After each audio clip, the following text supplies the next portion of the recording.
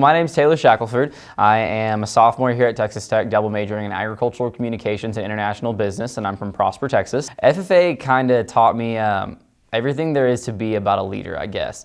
It taught me things from, planning and developing workshops, which I've had to do for numerous organizations that I'm a part of.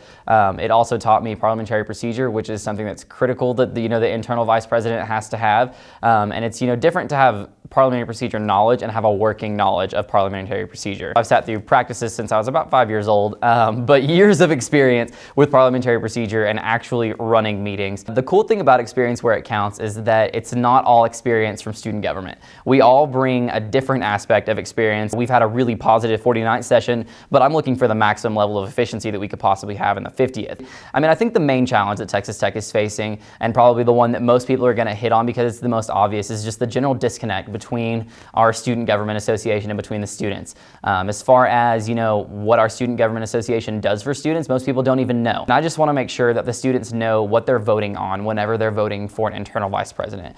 You're voting for the officer who basically is going to be in charge of the Senate. And so they deal with things internal to Student Government Association as far as our senators and the ambassadors and those people that are involved directly with student government. And I hope to motivate the senators just as Jill has done this year. But the important thing to realize is the internal vice president's position is mainly in the Senate.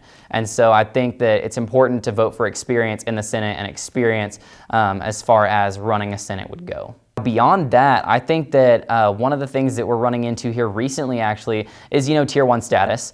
I'll be going to Washington, D.C. to argue on behalf of, grad student loan rates and things such as this, as well as the Pell Grant. And so things like that are things that our team is really trying to attack head on already.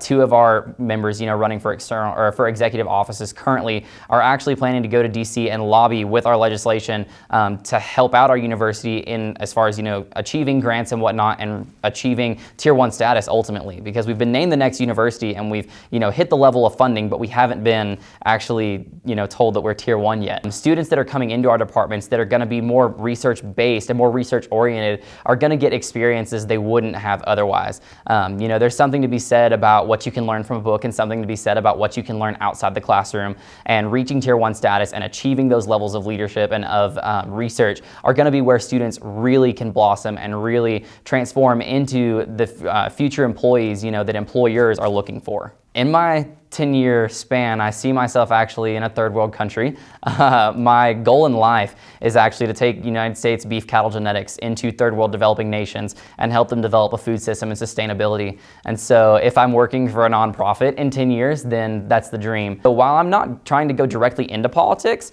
nonprofits are, they're movers and shakers too. The reason for wanting to go third world is because I actually went to China on a study abroad in summer one just last year.